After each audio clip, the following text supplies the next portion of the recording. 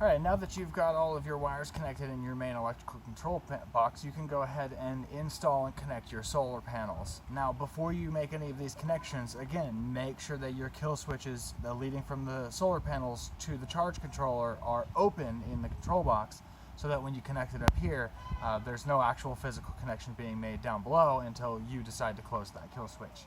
Now, depending on the solar panels that you get, there's going to be different type of mounting brackets or structures to connect it to the roof. You can mount it straight to the roof so that they're flat if you want. That's really your preference. What I've done is I've gone ahead and built a frame for my solar panels, which essentially just frames around the exactly where the mounting brackets lay. This will allow me to adjust the angle and the bearing when I'm stationary, so that way I can maximize the amount of solar energy I absorb. Now, if you are going to go that route, you want to absolutely make sure to properly secure your panels before you take off and start driving down the road again, because the absolute last thing that you need is your solar panels flying off on the freeway. So now, before you start working on the panels, you want to make sure to cover them so that they're not being exposed to sunlight and you don't risk electrocution or possibly damaging the equipment down in the control box.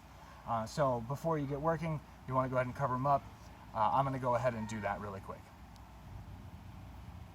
Alright, so now that I've got my solar panels covered up so that I don't have to worry about shocking myself or damaging any equipment when I make the connections, I've also got it propped up so I can get easy access to the wires. It's time to go ahead and start hooking the panels together. Now, in order to hook your panels in parallel, at least for these Renogy panels that have the built-in MC4 connectors on them, you need these Y connectors to be able to do that. Since I have 3 panels that I'm connecting in parallel, I need 2 sets of them.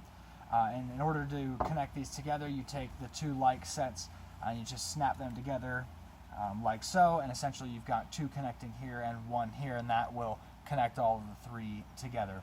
Now, these will be the positive connections here.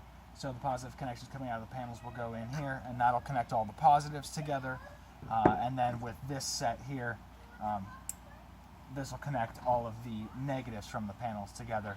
And now that's what a parallel connection is. You connect all of the negatives together and all the positives together, and what you have then is the same voltage of a single panel, but for every added panel, you increase the amperage that your lines can output there.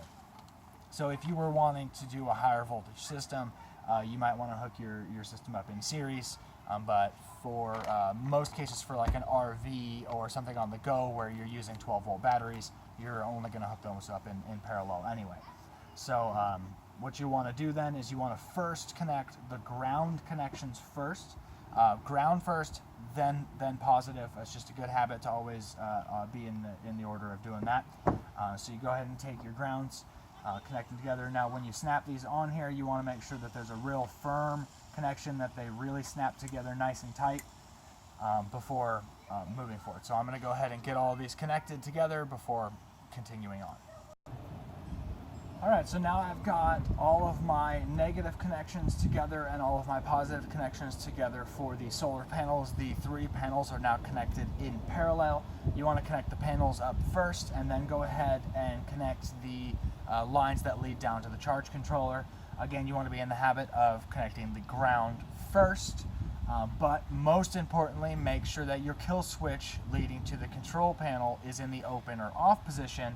And if you've done that, then technically it doesn't particularly matter whether you hook up the ground or the positive first, because the ground connection will actually be made first until you close that kill switch down in the central control box.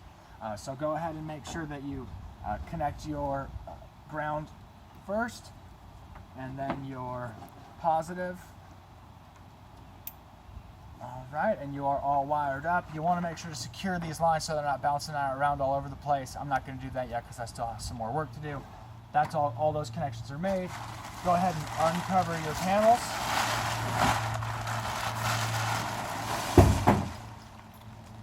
Alright, and now you're all set up here. It's time to go down into your central control box, make all those connections, power up the system.